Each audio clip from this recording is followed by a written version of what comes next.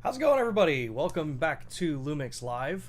Super excited to actually be back in the studio. I know last week, as some that have been following for a long time know that I was going to be away last week, and unfortunately, scheduling with my interview that was going to get ready, kind of like set up.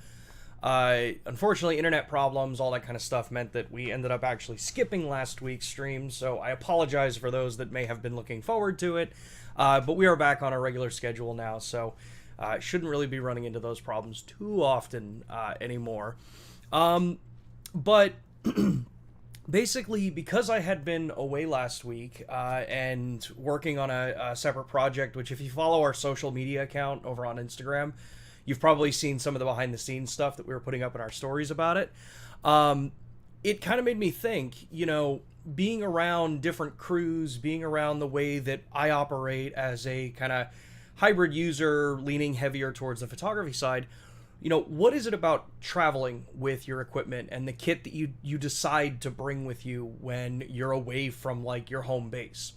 And it started to make me think about, most of the time, a lot of us, if we are going to be traveling, we're going to be doing it for work, and there's going to be usually some sort of like reason why you need to bring some of the different pieces of equipment that you do. But there's also those times where a lot of us will travel and we'll just want to bring a camera or whatever with us. So I wanted to kind of go through the kit that I use while I'm out in the field. I know that we've done this before in the past, but this past trip was a little bit different than the normal things that I've done. So wanted to kind of go through here, but also wanted to like chat with all of you about, what do you prioritize when you travel? As I put the poll in the chat there is, I kind of view a lot of us as like kind of a two mentality, right? There's the prep for everything, which is pack basically everything that you possibly own.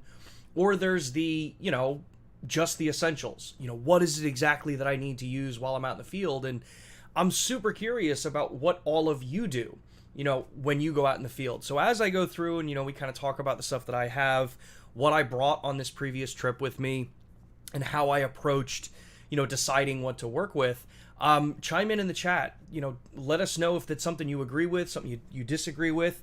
And then also as far as the equipment goes, I'll be talking about a lot of the accessory equipment that I use and some of the maybe a little bit more obscure things that I bring with me. So I'd love to hear your opinions of those things down in the chat too. If you have better ways that you do things, I'm sure everyone in the chat can learn from each other about some of the different ways that we all approach filmmaking or photography, since most of what I was doing while I was away was photography. But yeah, so before we get into that, this is LUMIX Live. This is the platform where we have conversations about equipment, technology. Every once in a while we have guests on here where we do some interviews, more the creative side, inspirational side. But this is the platform all about you, the creators, photographers, videographers, social media content makers. Whatever you are in the creative field, this is the platform where if you've got questions, I was about to say, if you've got questions, we've got answers, but I'm pretty sure that's a trademarked statement. This is where you get to talk directly to us at Panasonic Lumix, at Lumix USA, and just try to get some answers for things that maybe you've been looking for, maybe get some guidance in the way to work some of the things in the cameras. Throughout the session today, if you have questions or comments that you want to share with us while we're doing this, tag at Lumix USA, as you can see a couple of people have been doing in the chat. It makes it easier for me to see them, and then we can kind of go through it. But as I said, today is all about traveling, working with your cameras out in the field. And as I said, for many different outings that you could possibly go on, we spend so much time with our equipment, whether we are working professionals or semi-working professionals. We tend to view these things through one particular lens, no pun intended, and that can influence what equipment we want to work with, what we want to actually pack in our kits and bring with us. So looking at kind of the setups overall, there is the basics. You pick a camera, a lens, or whatever, and then you can kind of go from that. And I think, when we look at the way the Lumix line of cameras has evolved over the years, we have that kind of question that I think a lot of people ask themselves as well. Do I want to go micro four thirds or do I want to go full frame? And that's usually where I think some of the online conversation stems with a lot of these things. Well, Micro Four Thirds has blah, blah, blah. Full frame is better at blah, blah, blah. But that kind of misses the point of, well, what is it that you want to do for that particular outing that you're going on? So when I went on this past trip, this was about a week-long trip out into Seattle, into the mountainous range. So we were about an hour and a half kind of west of Seattle, where there really isn't a whole lot out there. You've got, some resort lodges and camping and state forests and national forests and stuff like that. So knowing the location where you're going to go is probably one of those things that you kind of have to think of first, as far as, well, what about power solutions? What am I going to be using while I'm out there? And how is that going to affect the kit that I bring? How is that going to affect what I bring out with me when I'm actually out on site? So one of the first things, if you're using any of the newer Lumix cameras, so if you've got an S5 Mark II series, if you've got an S1 series, if you've got a GH6, a GH5 Mark II, you'll know that while, yes, we have plenty of batteries, the BLK22 batteries, these things are great, but as cameras get more and more kind of power hungry with the different capabilities that they have, if you're going to be a video shooter, you probably know this more than most, supplemental power can become, kind of one of those first standout things that you have to look at. I'm going to go out into the field. I'm going to be out on site all day. How much power do I need to bring with me? Do I want to carry around a whole bunch of batteries with me, or do I want a better solution? And as I said, if you've got any of the newer cameras, we've basically tried to build it so that you've got probably one of the most commonly available power solutions for your cameras that doesn't require you to have to go get extra equipment. Most people, when you travel, at least almost every person that I've ever spoken to, has one of these with them. So these are just simple, this is just an Anker portable battery bank. Super simple. And the reason, obviously a lot of us have these is because, well, if you're going to have your phone with it, maybe it has a wireless charging like this. But what's super cool is that our newer cameras all support power over USB. So, as I said, if you've got an S5 Mark II, Mark IIX, if you've got the GH6, if you have a GH5 Mark II, we've updated all of those standards now to what is commonly used on these and what is very commonly used on your mobile devices for making sure that you can actually provide power. And all the accessory companies, Small Rig, Condor, Blue, just to name two of them off the top of my head, they make accessories where you can be mounting these things onto your camera, running for a long period of time, and being able to not have to worry about a bag full of, spare batteries. And then on top of it, these things tend to be maybe a little more cost effective than some of the other power solutions out there. There are those options if you're a V-mount user, gold mount user, anyone that works with DTAP. There are companies that are making external, DTAP to battery delete, as I like to call them. But you do have some intrinsic problems with those because of quality and whether or not they're, kind of secured or not, because you can fry your camera with them. But a safe bet, one of the first safe bets that you can be working with when you're working with our cameras is making sure that you're always carrying at least one of these things around. Now, this one right here is a 10,000 milliamp hour. So between this and the camera and the battery that's in the camera, I'm able to shoot all day with either my S5 Mark II, my Mark IIX, or my GH6. So first off, make sure you get a good, solid battery charger, especially when you're going to be out there traveling. Whether it's for, kind of pleasure or casual travel, or it's going to be a paid working job. Because these things are so cheap, make sure you've got a couple of them around with you. The next thing that, I make sure to have in my kit with me, and it's going to depend on, kind of what you need these for, is either some of these ultra small, kind of USB cables. So this one is just a simple, USB-C to USB-C, but you have to be careful with these. This one is strictly just a charging cable. Or you go to something that's maybe a little bit nicer, and you go with something like this, which is one of the Condor Blue cables. This is my right angle to straight USB-C. I think this is like forget how long this one is, but um, the reason why I say you have to be careful with this stuff, if you're using, say, the GH6 or an S5 Mark II X, and you want to be utilizing the external SSD storage on that camera, a cable like this that you can buy for pennies on the dollar off, Amazon or wherever you buy your equipment from, these will not work. One of the number one things that I get people reaching out to me saying, hey, I have this isn't working, what's the problem? Or I'm going around in the Facebook groups and I see people saying like, hey, I've got this SSD, but it keeps failing on me. Or, the footage is just, it doesn't look right. Something is messed up.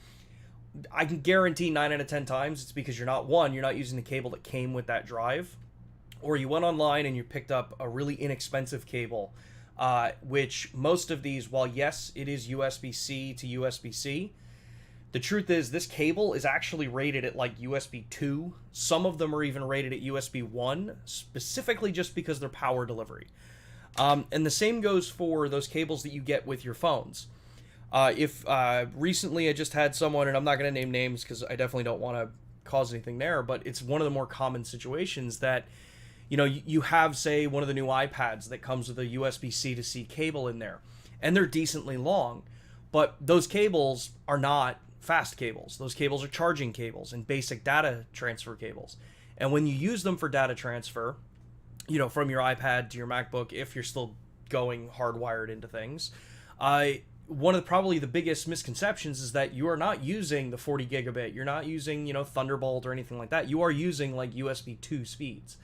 So if you were to use that kind of stuff with an external SSD, or you are planning to be able to use the one cable for the SSD for powering, to be able to transfer your footage off the camera to your computer, those basic cables are just going to actually be a huge headache while you're out, especially in the field, especially if you're limited on power and things like that. So you want to move really fast. That's where, while yes, I have a big affinity for Condor Blue and I have gotten some stuff from them in the past, I've went out and I've bought so many of these cables just because they come in the right sizes and they make them longer too, but they are fast enough. They are the proper speeds. These are USB 3.2 Gen 2, so that's the 10 gigabit kind of transfer rate on these kinds of cables. So highly recommend, make sure that after power, make sure you have all your cabling and stuff ready to go, knowing that the vast majority of cameras these days are going to be USB-C. And whether you're using the LUMIX cameras or not, those are probably two of the basic, kind of things when you're getting ready to travel. Before I go further, I see a bunch of questions and comments kind of came in, so I want to see what's going on with everybody and what kind of questions you got. Let's see here. Jason checking in from Houston. What's going on? Another fellow Texan. When taking photos with my S5 Mark II, when half pressing the shutter, the display gets light or dark. Is this because the camera is trying to auto expose or shooting in manual? Also, you're shooting in manual. So when you half press the shutter, when you're going to go take photos with the camera, if you have the lens stopped down at all, or you are over or under exposing your image, what the camera's doing when it half presses is it's actually opening the lens up wide to let as much light flood the sensor for focusing. Phase autofocusing systems and even the contrast systems, the more light you can feed to them, the more accurate and faster they're going to be at focusing. So general everyday shooting, you're never really going to see this. It's if you go into really dark or dimly lit scenarios, or you are telling the camera that you are going to be way overexposed or way underexposed. The camera wants to be an ideal range for focusing. That's usually the lens wide open, which if you've got your scene lit really dark, lens will open up wide. The preview is going to kind of bloom because it's letting that much light in. It's because you're always viewing live off the sensor. If you're in a really bright area, you'll see it actually darken down because there may be a situation where you've got too much brightness coming in. And at that point, you are basically overflowing the phase pixels with light. So the most accurate range is what the system tries to do when you half press the shutter.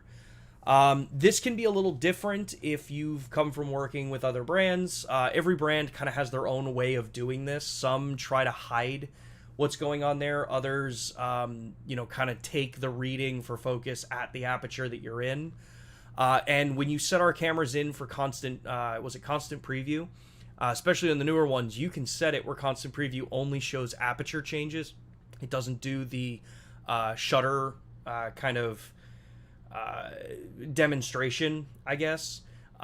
When you set it to the aperture, you're less likely to run into this because the system will try to use the aperture that you've got it set to, which is how I have my camera set up. That kind of minimizes that. But yeah, there's nothing wrong with the camera. That's just what it does to ensure that you get the fastest, brightest image for focusing specifics so that it's accurate and it's quick. Let's see here. Where was that one question? There we go. JC, is it possible to add Cine-style file naming from the GH6 for the S5 II and the Lumix box cameras? The box cameras are cinema cameras and really need this feature overall. I know Matt Fraser and I have asked actually about that. So the Cine file naming structure versus the DCIM file naming structure. If you've owned vast majority of cameras in the market, they almost all run on the DCMI or DCIM standard. That is an actual formalized, file structure and naming structure for cameras. That's why your cell phones use it. Almost every imaging device uses that. The Cine file naming structure is a break from that style and does require some more back end to be able to write in that format. Because there are also other subtle differences as far as things like what metadata can be carried over. The thing that I do not know about, and this is something I have to actually kind of dig maybe a little more into, is with the GH6, since we announced that, and that was one of our first newer engines that we've put into the cameras. That's what allowed us to do things like the open gate recording, the faster frame rates, the 4K 120, stuff like that. That newer engine taught us a lot about the things we can do on the new sensors, on the new engine, the new platforms, and that's what helps us build things overall. When you also look at what those cameras are designed for, so the GH6 being designed more for the heavier, much heavier video and production use case, that's where Cine file naming is, definitely going to be a huge benefit because you may be mixing with, like Vericams or other cinema cameras that run that kind of naming structure. Camera like the S5 Mark II is not in any way, and we've from day one, that is not how we've positioned this camera, is not a cinema camera. It has cinematic capabilities, features, it has a lot of things, shutter angle, stuff like that. But file naming structure is one of those things that you kind of have to classify a camera a little different. So would you see it on an S5 Mark II or a Mark IIX? I kind of doubt it, but I would never say never with stuff like that. When it comes to the box cameras, that's definitely an incredibly valid point about, well, what about Cine file naming structure on those cameras? I can tell you the vast majority of people that have adopted the box cameras are much more into production volumetric style work. Not necessarily cinematic work where you're going to be mixing them in with, say, again, like a Vericam or an Eva 1, stuff like that. There are many users out there working with those cameras in that sense. So sometimes it does just come down to the demand. Are we hearing people ask for this? Is it close enough to when, the camera's been out maybe a little too long to devote that many more resources just to bring something like this up? Or do you kind of hit a point where it's like, well, is there talk about a new one? Do you want to kind of go down that path with it? Not saying there is or isn't anything coming on that kind of platform, but those are the kind of thoughts that you kind of have to have in mind with stuff like that. The other thing is that the BGH1 and the BS1H are both utilizing our previous generation processor. So they are using even prior to the S5, they're using prior to the GH6 and the S5 Mark II series, 100% they're using the older style. So in some cases, it does also just come down to how easy is it to translate what we do on the new engine to bring it back to the older one? Is the architecture similar enough? Does it require that many more resources to do it? As I said, the more people comment, the more people leave the comments in these videos after they're posted with stuff like that you're looking for, the more ammunition we have to go to an engineering team, to go to the product planning team, stuff like that, and actually be able to say, hey, look, this is what people want. There are so many people using this camera and they would love to have this feature. Is it something feasible? If you've been around using, on Lumix Live long enough, you know that I will never make a promise to you that, we will or won't do something, or try to not to. That is definitely one that I cannot make a promise as to whether or not that would happen. So, let's see here. Some dude. I like that username. What's up, some dude? The preview photo shown a setup using the SanDisk ProBlade SSD. I've been curious if the GH6 is limited to 2 terabytes as the website says, or if anyone has tested the 4 terabyte ProBlade works. 100% 2 terabyte is the largest SSD that you can use with the GH6. It is also the largest SSD storage size that you can use with the S5 Mark IIX. At this point, I do not know if 4 terabyte or anything above 2 terabyte is going to be compatible. We do have the compatibility list online with, which models of the ProBlade work, which models of the other, SanDisk and Samsung SSD drives work. The thing to remember is that if you look at the specifications for SSDs, the larger the actual size of the SSD is, typically the slower the speeds are, especially when you actually fill those drives. SSD drives get much slower for sequential reading and writing as they get filled up and as they get near their capacity.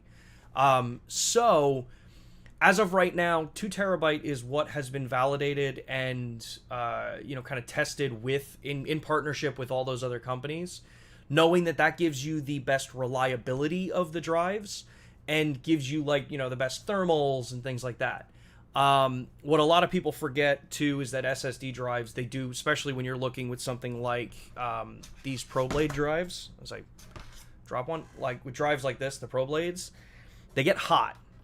And that's another thing, the hotter the drive is, typically the slower the read-write is on that drive. So yeah, 2 terabyte is just where it's limited at the moment. I honestly don't think anything over 2 terabyte will get approved anytime soon. But great question, some dude.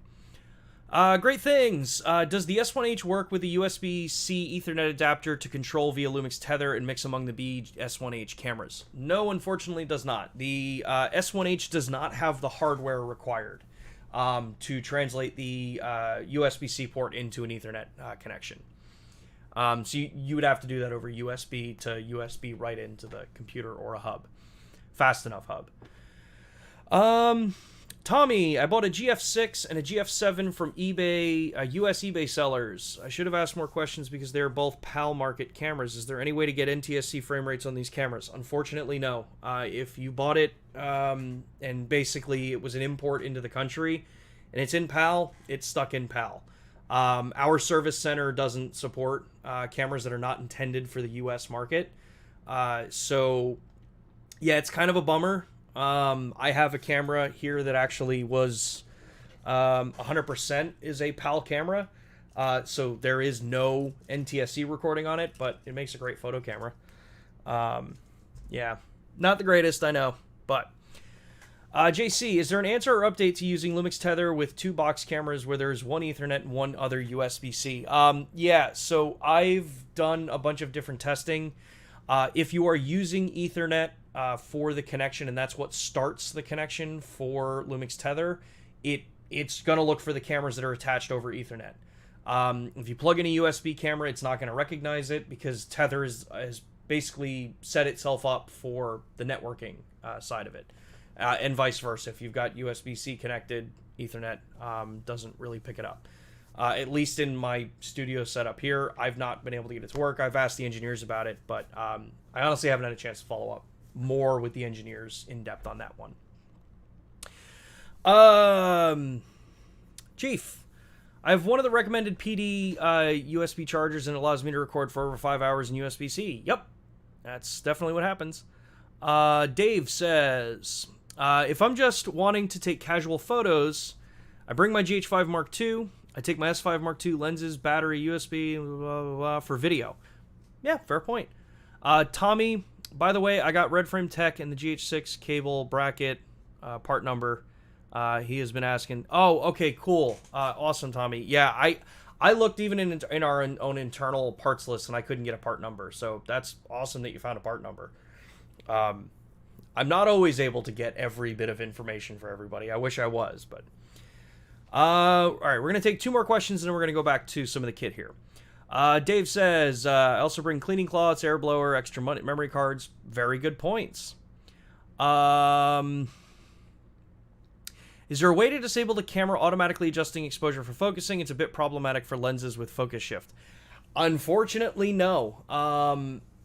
In the newer cameras, if you're working with the S5 Mark II, the Mark IIX cameras that have, phase autofocusing, you do have the ability to go in and adjust the focus positioning.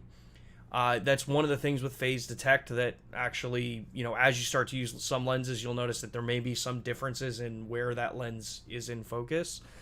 But yeah, as far as disabling the way the exposure has to happen, that's just kind of how that kind of works. Yeah. And Chief says, I had a 4 terabyte on the Ninja 5, worked perfectly for a long time, and suddenly it kept having problems. The larger drives get slow over time. Yes, that is so absolutely true. So when it actually comes to looking at the cameras, I typically travel with 2 cameras at all time. Whether it is a job where I'm going to go and I need to have, that logic of I need to be prepped for everything, or I'm just traveling and it's more casual, I will still almost always go with 2 cameras. One is going to be a Micro Four Thirds kit. The other is going to be my full frame camera kit. And for this past trip, my 2 cameras of choice were my S5, my S5 Mark IIX.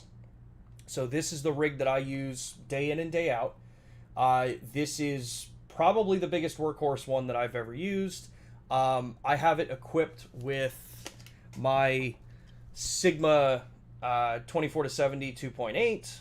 I've got it equipped, as you saw, with the ProBlade SSD here on the Condor Blue handle with a really short USB-C cable. And that's basically, this is my go-to kit. As far as cages go, I use the small rig cages on my camera because, honestly, the vast majority of cages, as much as I love Condor Blue and I love almost everything that they make, their cage doesn't work for my needs as a photographer, kind of first and foremost. The small rig has the, Arca Swiss base plate on it, so my tripod works perfect with it. It fits nice in the hand and it's a form-fit cage. So if you're looking for something that's more form-fit because, maybe you want to attach some stuff on it, I can't recommend this cage enough.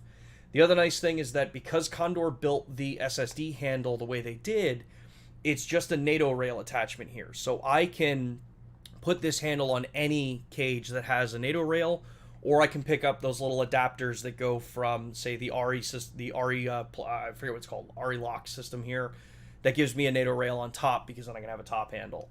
But yeah, this is the go-to set here. As far as SSDs go, I run a 1 terabyte SanDisk ProBlade in here. And the reason for this particular kit here is if you've been out traveling or you've been out on a job, you know that, for one, most cameras are all utilizing SD cards. So SD cards are great. We've been using SD cards for quite some time, and they're pretty reliable. They're very resilient these days.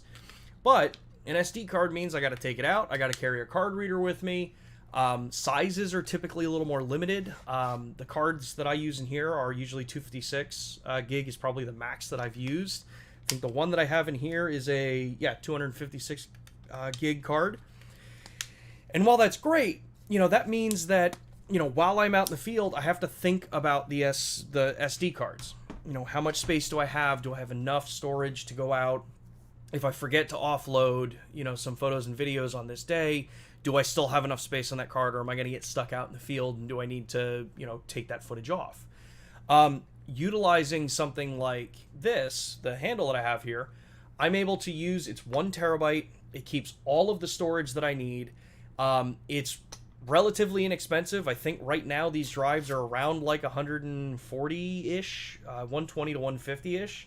So they're no more expensive than a standard SSD, especially if you look at the ones that they use. These are the Western Digital black drives, if I'm not mistaken, for what's actually inside of this.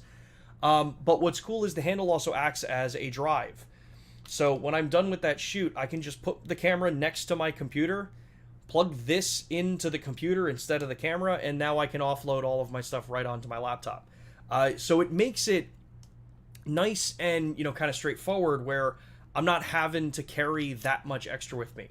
My reader is already attached to my camera, and it's going to be really fast to actually read the footage to put it onto my computer, because it's about 1,000 megabyte per second on this particular combination. So I can't recommend this enough. If you have a camera that can do external SSD recording, so the S5 Mark II X or the GH6, highly recommend using something like this. If you're using the other drives, the Samsung, the T5s, they're fine too. The other SanDisk portable ones are great as well.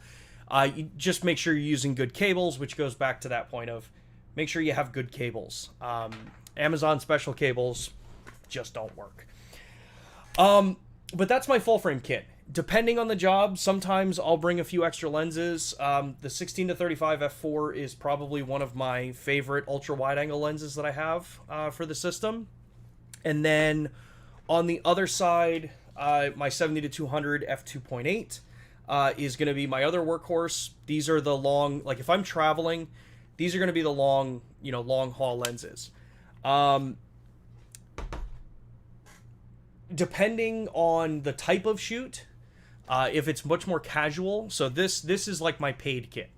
If I'm going to go and this is much more, kind of travel friendly, I'm just going to be, kind of taking a bit of a vacation, that's where the prime lenses are going to be 100% of the time. Those are what I take. I take the 18, 24, 35, 50, and 85. I take all 5 of those. They'll be in my kit, good to go. Don't care about changing lenses because I don't really need the flexibility of a zoom lens. But with the Micro Four Thirds kit, this is where my GH6 is 100% the camera that I go to. My GH6, and then possibly my favorite lens, the 15mm f1.7, lives on my cameras pretty much the vast majority of the time.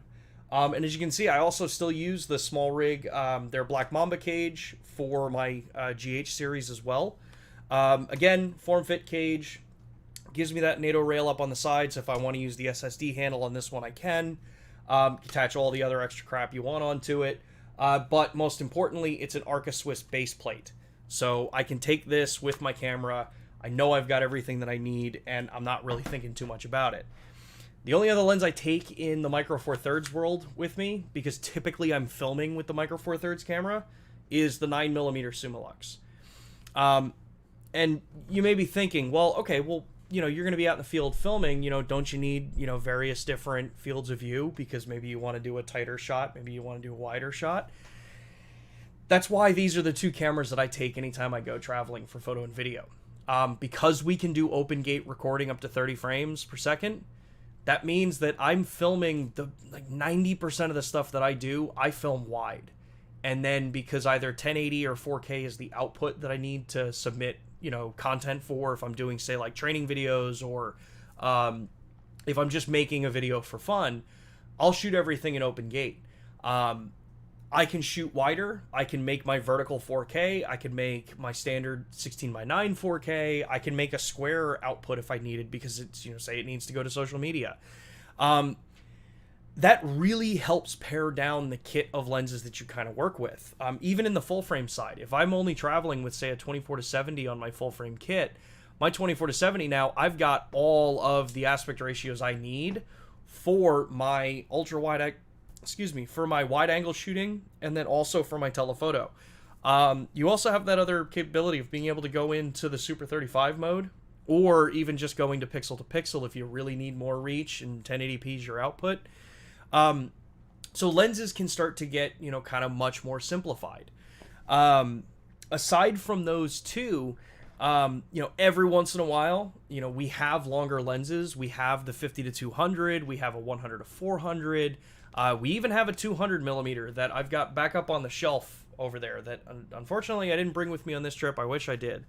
That gets me just like that whole kind of range. But, when people talk about Micro Four Thirds being, they're big these days, and it's not the heart of what Micro Four Thirds was. These are the cameras where I would challenge that kind of thought process. Micro Four Thirds from day one was never meant, and never stated as far as I've ever known, to be a small, compact camera. Yes, they are small. Yes, they are compact. But they are also still very feature heavy. So you're able to get a lot of power in these cameras, actually a lot more power than some of the full frames, in a much more, kind of smaller kit. And you don't have to have just these two. Obviously, I work for the company, so I have a little more access to some of the higher end equipment. But before all of these cameras came out, if you were going to travel, LX100 Mark II is my go-to travel camera as a throw it in the bag. If I needed an interchangeable lens, the G100, possibly one of the cameras that I think the vast majority of people underestimate. That camera is a stellar stills camera, and it's a great video camera, especially if you're just doing, kind of casual, fun shooting. They can be great, especially, G100 having access to the entire Micro Four Thirds lens line of lenses. That'll get you to that much smaller, compact platform. So what do you use when you travel? I go over a lot of this stuff because I have access to pretty much all of our cameras. But I know that there are a lot of you in the chat that have, kind of chimed in over time that, maybe you're GX fans, maybe maybe you'd love the GM cameras for travel, stuff like that. It's always fascinating to see like how you go about picking your cameras for the various different jobs. Are you picking, specifically you want high resolution, you want, higher mobility? What is it that you do and you pick while you're actually out in the field? While I wait for responses, if you all feel like wanting to respond to that, I'm going to look through a couple more questions that kind of came in. It says, Tommy says, thanks for the answer, Sean. GF7 is still great for photos, and it's going to be your new tank bag camera. Perfect. Yeah, stuff like that. Even if it's a PAL camera, if it's imported from somewhere, none of that ever changes the photographic capabilities. And yeah, throwing stuff like that in like a tank bag for a bike or a backpack, they're so much fun. They're great to have. And that's actually a good segue because, I'd say, excuse me, I'd say if you ask any single person what their favorite camera bag is or what they use when they're going to go out into the field, you'll probably get 1,000 different answers. There's backpacks, shoulder bags, satchel bags, little tiny side ones. There's Pelican cases like I've got sitting on the ground behind me here. And I think when you start looking at what happens to be, you talking about those, Peter? No, those are actually Black Mamba cages. I have a whole bunch of them here for just stuff that we do. Nice eyes though. When it comes to like, looking at what kind of, carrying solution you want to go with, you've got so many different options out there. If you're a video, a typical, traditional video shooter, there's a lot of those what used to be called doctor's bags. You put them down, you open it up at the top, and everything's kind of right down in the middle. And those things are great. But what I've found, especially with this past trip, because we had to hike a lot. We went out into the mountain ranges, we're going up and down, we're scaling, we're hanging out on the side of a river, all this kind of fun stuff. That's where backpacks, I think, can kind of come most in handy. And I've showed this on the streams before.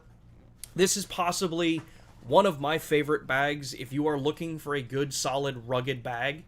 I cannot recommend this one enough. Yes, this is a bit of a customized one because we got it embroidered for one of our own kind of internal kind of anniversaries for the brand.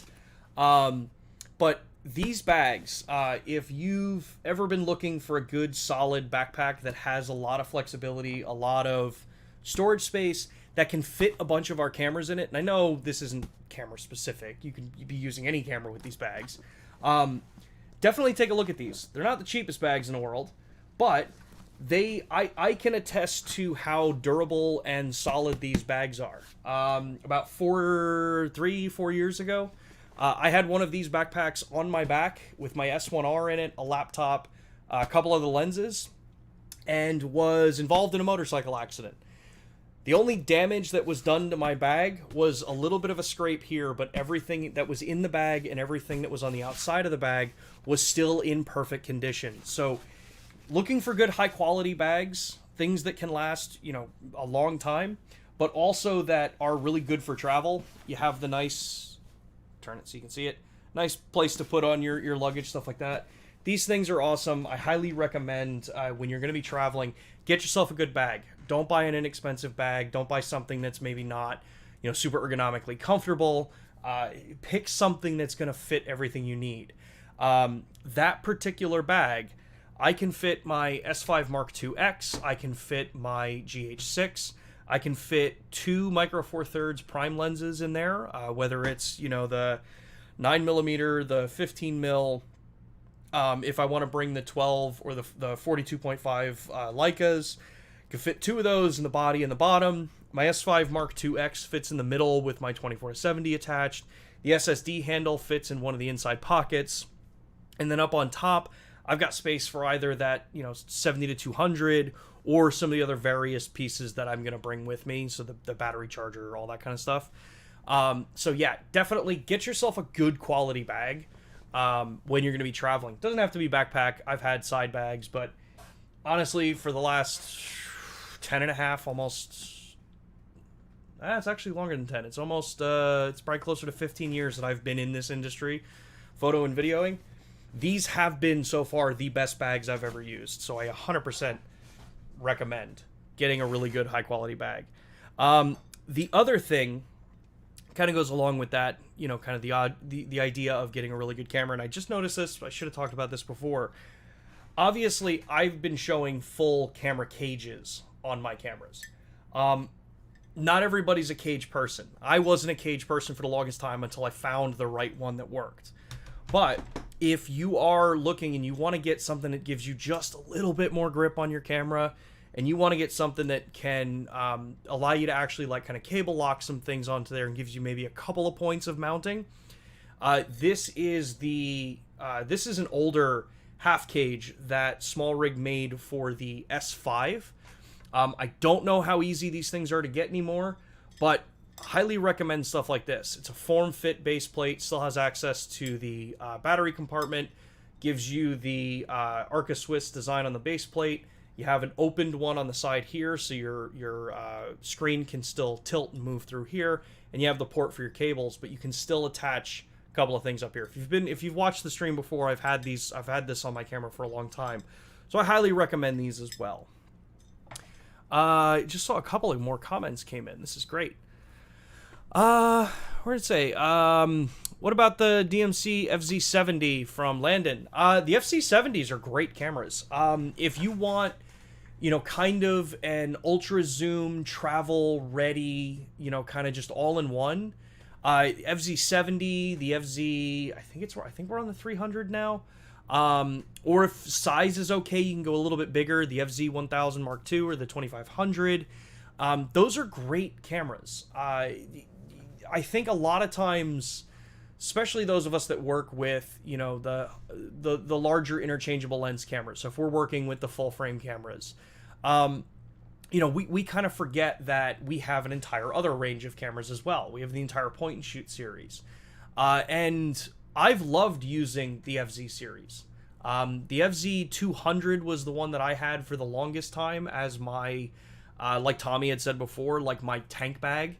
That was the one that I would throw in the bag when I was traveling, whether it was on a motorcycle or whether it was going to be something that, you know, I'm going on a long trip and it's just I want to have something with me that's not my phone.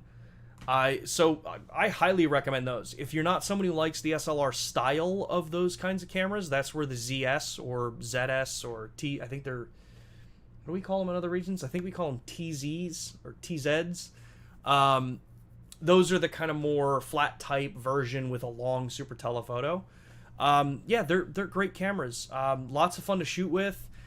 Most of them all still shoot RAW, so if you are looking and you want to be able to have RAW capabilities with them, they're going to be great for you as well, but they're also set up to be ultra simple and just be able to get you full automatic with nice intelligent modes, and you're just going to be able to go with it. They're going to be comfortable cameras and fun cameras to work with. I think a lot of times we overthink the camera selection. We think we need the biggest and best possible thing out there to go create these amazing photographs. And while all of this cool tech and stuff that I've talked about so far, the lenses, the cameras, the hard drives, and all of this kind of stuff, sometimes ultra simple. Like I go back to, I found this camera when I was cleaning out. I think this was something that was in our office. This was an old GM1. You know, being able to take something that's just compact, throw it in a bag. Is it the most technologically advanced camera out there? No. But they're still fun to shoot with. They still give you better quality than you're going to get out of a phone because you can put real lenses and stuff on them. So, yes, wholeheartedly, go with an FZ70. It's a fun camera to shoot with. FZ300 if you want to go with something that's got weather resistance because it is built a little bit better. So, yeah. Actually, I think the FZ70 might be the FZ80 now is the current model. Let's see here. John says, I have a dilemma that I could choose either a GH6 with a 12-40 or a G100 with some primes and a telephoto. Any advice? It's just for family stuff in the mountains. I'm leaning GH6. The GH6 is going to have a lot more for you. If you are going to be traveling, you're going to be in potentially adverse conditions. If you want the higher resolution, the GH6 is going to be the better camera. Now, yes, it carries a higher price tag, means that maybe you don't get as many lenses with it when you go with that kit. But by 12-40, I assume you mean the Olympus one. It's a good lens. You're going to get a good set with it when you go that route. The nice thing about the G100 is really that, you know, if you're going to throw a lens like the 15 Summilux like I have here, that whole kit just gets so small that it kind of fits in where a lot of people think, you know, Micro Four Thirds should be, even though I disagree with that logic. It becomes a more pocketable camera at that point. Image quality wise, GH6 I believe is going to be better, whether you're photography or videography. Video wise, definitely the GH6 is better because you get the stabilization, you get open gate, you get all that other kind of stuff. But if you're doing casual work, the GH6 definitely is going to be a great camera for you. G100 if literally you just want something to throw in the bag and you want much better than your phone quality, with some interchangeable. So yeah, I can wholeheartedly recommend both, truly. Yeah, they're totally sick. Let's see here. Scholar, update the whole S series, B-RAW, please. S1 and S5. We need to unlock highlight recovery and fix chroma channels. I said this on stream 2 weeks ago. The original S1, S5, S1H, they cannot get the new capabilities that the S5 Mark II has. The reason is totally down to the L-squared engine. The older engine does not have the capability to do it. So if you've got an S1, S1H, unfortunately, they're not going to get the highlight recovery. They're not going to get the difference in the processing, because that all comes down to what the new engine brought to the table. DJ, monthly S Super Telephoto lens request. Marking it down. I should have like a checklist over here. It's like, okay, that's been asked. Let's see here. We need a small stabilized lens, preferably prime, preferably, or a pancake lens. The L-mount is the only one that doesn't have a pancake lens. Pancake is a challenging term, I'd say, these days. If you look in L-mount, I'd be hard-pressed for you to give me a good example of what a pancake lens looks like that has autofocus and potentially has stabilization. A lot of those things do not play well with each other, especially when you want to go much smaller in size. To be fair, our f1.8 series are not designed to be what people typically think of as an f1.8 series. Usually you'd think of like a 51.8 as like a nifty 50 or a cheapo lens that gets the job done, but it's not stellar, it's not great. Our 51.8 is designed very differently. Obviously for the focus breathing control, to have, you know, better control over peripheral illumination. They're matched color profile wise between all of the 1.8 series, size, design, things like that. Most pancake lenses that you see, typically, save for some of the classic ones that you see back in the DSLR days, typically are giving up a lot in image quality. That being said, there's also a big misconception when it comes to what a pancake lens is. People have an unrealistic expectation that you want a pancake lens that you would have seen back on a DSLR. So I know Pentax gets called out for having some really good DA series pancake lenses, but what everyone forgets is that mirrorless cameras don't have the flange back distance to support lenses of that size. There are some that are getting much smaller. I think one of the coolest things is that recently, if you follow the news, the LMAT Alliance has brought on 2 more partners now, Samyang as well as Astro Design. And Samyang makes some amazingly cool small lenses. I don't know if I'd call them pancake lenses in the traditional sense that people think, but hopefully there will be some cool stuff coming from Samyang within that line to maybe address looking for those smaller ones. When it comes to small stabilized lenses, this is again a little bit more of a challenging thing. Some manufacturers push to have stabilizers in their wider angle and their smaller lenses because their in-body stabilization is subpar. Others, like us, where our in-body stabilization is arguably leading the class, your in-body stabilization is doing everything that lens would do if you were to put lens stabilization in it. And if you were to put lens stabilization in it at a certain field of view, which typically for us is anything below 50 millimeter, typically, anything below that, you're usually just adding weight and size to the camera for a not really an appreciable difference in stabilization. If anything, you're potentially adding a little bit more negative to it.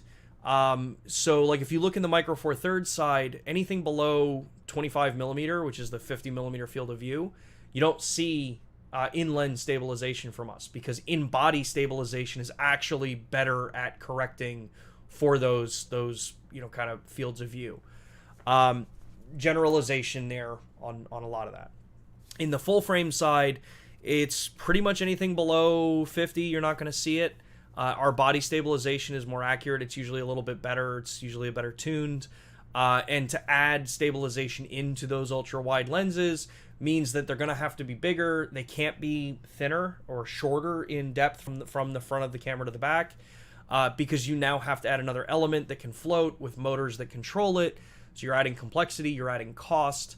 That's usually why you won't see a lot of that stuff. But like I said earlier, who knows? There are always those times where, you know, maybe, hey, we want to make something that's a little bit smaller. You know, something that isn't like an S Pro series lens. Who knows? You guys are all what really direct, you know, kind of some of the areas that we go down as far as what we want to design. So all of that kind of stuff, obviously, as we said, use this platform, use the chat, use the comments afterwards to let us know what you want to see in the future, what you would love for us to build, what you love that works in the system too. Sometimes engineers love to hear some positive feedback as well. But yeah, you let us know that kind of stuff, and we can typically try to help get some of those things at least to the people that need, you know, to kind of see them. Let's see here. David says, how much sharper is the LUMIX 25 f1.4 compared to the current 25 1.7? It's a little different between them. So the new variant of the 25mm f1.4 is very sharp. But it's not just sharpness that's the priority there. The 25mm 1.4 is part of the Leica series of lenses, so that means a couple of things. One, obviously there's a physical design difference. They all have a visual look with each other. But also the color rendition, the micro contrast, the ghosting and flaring reduction, a lot of those things are what are part of the ability to get the Leica name on it, or to have, if you're in the S series, to have certified by Leica printed on the lens. They are actually very strict with the way the image looks out of it. So In some cases, you may be able to say that, hey, the 25 1.7 might be a little bit sharper at some cases than the 25 1.4. The 25 1.4 is going to have a very specific look to it that the 25 1.7 won't have. That's kind of where that goes. Just judging based on sharpness, I think it's a little too reductive between them. Whether or not the look that the lens gives you in that 25 versus the 1.7, that's where I think really the justification comes down. 1.4 versus 1.7 is not a huge jump in aperture anyway. But yeah, when it comes to some of the lenses like the 12 and the 42.5, I prefer our Leica series over the other 12 millimeters that are out there from the other companies. And I definitely prefer the Nocticron over the others out there. I mean, hell, I tattooed them on myself. But yeah, it's a lot of just preference when it comes there. What look do you want to get out of the lenses? Let's see here. John says, you could make an f2.8 series with the spirit of the 14 or 20 millimeter or 42.5 micro four thirds, decrease the aperture, forget the IS, make some compromises in image quality in the spirit of making smaller lenses. Sounds easier than it is. Light still has to bend. Light still has to be piped through. In micro four thirds, the 20 millimeter was relatively small. The 14 millimeter was much smaller. I encourage you to go back and look at some of the reviews of the image quality there. Well, yes, we make very high quality lenses. We were able to make better quality lenses. The 15 mil 1.7 was better than the 14, and the 15 is about twice the depth of that lens. Full frame, yes, you can make some of those differences by making them a little bit smaller, but you still run into what quality are you looking for? How much digital correction or post-correction are you willing to accept? There are a lot of people that will take a lens, put it online, strip all of the data out of that lens just to see what they look like, and then get mad at the company for doing that when it's every single company does that now because everyone wants a smaller, lighter, more compact lens, and sometimes optics just cannot work that way. But we are always listening to see, and engineers are always looking to evaluate what new techniques have come out, what new optics builds are available, what new manufacturing capabilities exist to try to start to size these things down. Using traditional optics manufacturing, you do still get kind of stuck in some of the various, traps of what exists there. Let's see here. Definitely want to see an LX100 Mark III with improvements.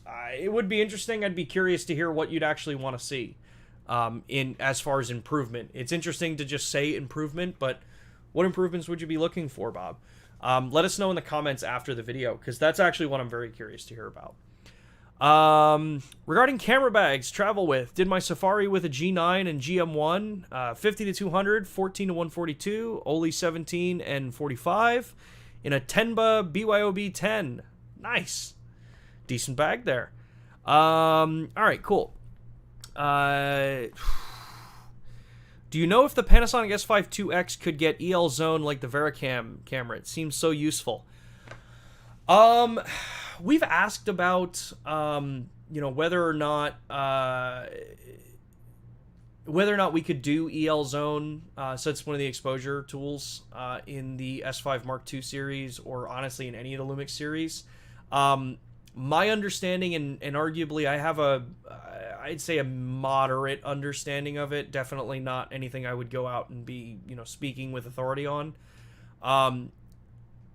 Using any kind of false color or EL zone, stuff like that, there are a few different variants, and so far the companies that have put it into some cameras have not done it actually correctly. And it's a lot more challenging than it sounds in a more consumer-oriented camera. So I would love to see it. It would be super cool. So, yeah. Any news on the Panasonic full-frame macro on the roadmap? Nothing that I've heard of, other than there's a roadmap that we have up online that shows a macro there. See if the OEM is true. Supposedly we're going to... any alternative for the 50 to 200 f2.8 to 4? The f2.8 is important since we can't go into high ISO on the micro four thirds. I would argue, Yannick, how high of an ISO are you looking to go? Depending on the camera, I can tell you 100% photo and video wise, I go 6400 on our cameras. I've gone 12,800 and did perfectly fine. Especially now knowing that you've got some pretty cool software tricks out there. Lightroom's new denoise is actually pretty impressive. It kind of just depends. So, let's see here. Dave says, why can't Panasonic in a firmware update unlock the live streaming capability found in the GH5 Mark II? GH5 Mark II with the streaming functionality, it's kind of the same with the S5 Mark II. There is hardware needed in the camera to do it. It is not a firmware unlock. It's not something that you can just firmware unlock in the cameras. There is hardware we need to do with it for the port and the processor and the system to actually be able to work that way. Cameras that aren't designed with live streaming involved don't have the hardware needed to do live streaming, so unfortunate. All right, last thing I want to mention here, actually last two things here I want to mention before I actually do have to end the stream closer to on time than normally, is your tripods. When you go out into the field, this past trip, I brought one tripod with me. If you are a video shooter and you've been using video equipment, you're used to working with things like Sackler and Manfrotto and Benro and some of those big, heavy, beefy tripods out there. This is what I use. This is what I travel with. This is my Peak Design travel tripod. This thing has been all over the world. It's been beat to heck. I've gaffed the hell out of it just because I want to be able to have something that's a little more comfortable to hold in the cold. What's cool about this is if you are a video shooter, to start with, you may be looking and saying, well, that Arca plate is not really that useful because it's a ball head, it's not smooth, it's not going to be great for video pans. But what's cool is that Peak Design does have a different headpiece that with just the single Allen key that comes with it, you can take it off and put whatever head you normally put on it. So instead of carrying two separate tripods, one that has maybe an Arca plate that's more photo designed, and then one tripod that's much more video designed, I can use this one tripod, just change the headpiece out on it to one that maybe has my fluid head on it, and I'm good to go there, where I still have my full just kind of Arca setup on this. They're also compact. They become a nice little kind of travel tripod with it. If you are traveling and you know that you're going to be in a very windy environment, one of the little tips I've learned over the years, and hopefully someone finds this useful, carbon fiber tripods sound great. But if you're going to be out in an area where it's going to be ultra windy, carbon fiber can vibrate in the wind, which means now your footage may have little micro vibrations in it that you may not notice until you get home and it's too late. Aluminum tripods, yes, they're a little heavier, but you just don't have a lot of the same issues that you can with carbon fiber tripods. So, huge recommendation here. The only other two things that I think people often forget: simple pair of wired headphones. Most of us don't have wired headphones that much anymore because everything's Bluetooth, or you need to be using adapters, or they're headphones that are designed right for Lightning or USB-C. And then this cool little accessory that I picked up from DJI with my Ronin is a little phone holder that's got the end here for the cold shoe head. You would not believe how useful some of these things are. If you are an astrophotographer, if you're out there traveling and you're trying to watch, kind of time a shot perfectly, you get one of these things where you can mount your camera right on, or your phone right on top of your camera for tracking to say, if you're trying to do Milky Way or stuff like that, or you're trying to get star trails, what's the declination that you've got the camera set to. One of these can be great because you're mounting it right onto your camera now, so you'll know the angles if you're using things like photo pills. But also, these can be really nice to also set up if you're going to use, say, like LUMIX Tether, or not LUMIX Tether, LUMIX Sync app, because now you can just have this, it rotates, so I can have a different view of the camera here. If you're on a gimbal, they're great. Highly recommend picking up one of these things. If you use an S5 Mark II X and you want to do that wireless streaming that we were talking about, this is also nice because I can plug it in here, hardwire to the camera. Now I've got my tethering set up there. But yeah, ultimately that this thing becomes a great tool. And then of course, always got to have a 360 camera with you just because they're fun to work with. What do I got? 205. Last but not least, I know the vast majority of people are Android users. I know this entire stream has basically been everything but the LUMIX cameras themselves, because those are a given. If you are a creative out there, especially if you're in the photography, I can't recommend stuff like this enough. This is my Z Fold 4, soon to be the 5. These things are fun. You want something that's got a really big screen, but then I can keep nice and compact for photo editing on the go, for portable, content transfer, stuff like that. Even if I want to do some light video editing, having yourself a good device like this, if you can afford it, obviously these are not cheap, they can be a game changer. And this one's been all over without a case, and they're just as reliable these days. Cool. Let's see here. Tomac says, I was wanting to get some recommendations for a reasonable and small form factor shotgun mic for the GH6 that will plug into the camera directly without buying an XLR. That actually is a pretty good one, as I just bumped my settings here. No. There we go.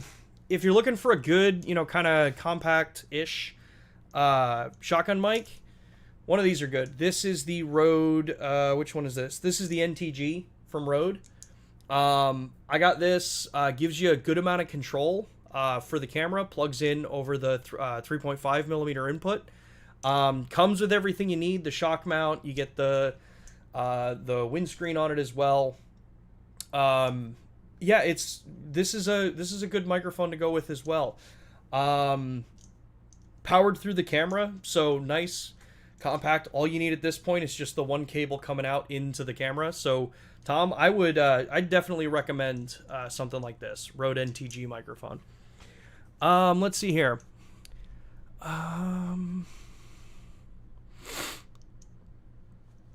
Let's see here. Surprised Panasonic design and issued battery grip for G9 and GH5, but on the Micro Four Thirds flagship, they didn't equip the GH6 to have its own grip. That is very true. Vast majority of the feedback we got for the GH6 or the GH series was that people were not buying grips with the GH5s. People were putting them in cages, mounting them up, and running external power, so we didn't build a grip for it. That's kind of just that's just kind of how that happened. If people aren't buying the accessory because we get, the feedback that, we don't really see a need for it, you're less likely to see some of that stuff, come out. But that's also why it's important that when you talk with a brand, it's one of the reasons why we do this platform, is so that you can have those conversations with us. You can point out those things and say, hey, I love battery grips on the cameras. I personally love them on my landscape cameras, hate them for travel. But yeah, the GH6, unfortunately, no battery grip. Who knows what'll happen in the future with those cameras. The S5 Mark II, Mark IIX, they do accept a battery grip, and all of our S series do. So yeah, you got different options there. And then Tom, this is a stereo microphone. So yeah, this is probably one of the better ones I would recommend. And then the last thing that I'm gonna comment on here was from Dino. Please use the hook under your tripods to hang your bags. Yes, biggest thing that if you've never really looked at it before, tripods typically have a little hook on the bottom of them. Weight your tripods down, especially if you're going to be out there traveling. Greatly reduces any kind of wind shake or adverse, kind of shaking on your footage. It's also a good place to store your bag. They keep these things infinitely more stable when you're out in the field. Cool. With that, everybody, thank you all so much for tuning in and kind of listening to this little bit of a ramble. I know it's very different than what we've typically done in the past. Not so much specifically on the cameras, but a lot of the external parts that are used when we go out in the field. After the video's up, post in the comments, how do you, prep for going out in the field? What does your typical camera kit look like when you go out in the field? Whether it's for professional or whether it's for casual out there shooting, I would love to see, what it is, how vastly different everyone kind of is when you go out there. What are your favorite focal lengths, things like that. We talked about that one 2 weeks ago. But yeah, I encourage you to let us know in the comments down there. If you have questions that we didn't get to, or questions that you didn't feel like asking during the stream, drop those in the comments as well. We will get to them. We'll try to get to them live next week as well. And then, yeah, if you got suggestions for other topics that you want to see us cover, or things that maybe we've glanced over but you want to hear more in depth, again, let us know in the comments after this video. If you liked this video, if you liked the conversation we had, or you just want to see more of it, think about giving us a like. It helps me tremendously. Subscribe if you haven't already. We will be back next Thursday at 2 p.m. Eastern time. So still working on the schedule there. It's probably going to be an interview video, as long as I can get the scheduling with the interviewee. But yeah, other than that, just want to remind everybody, LUMIX Pro Services in the US, we have Red and Platinum tier available. Red is free. If you've bought a LUMIX camera, get it set up.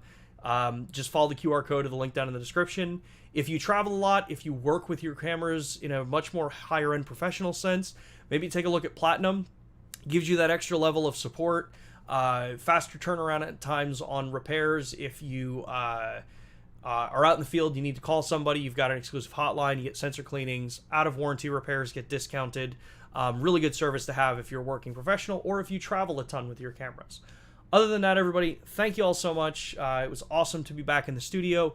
We'll be back live again next Thursday at 2 p.m. Eastern time. And other than that, have a great weekend. Yeah, take care.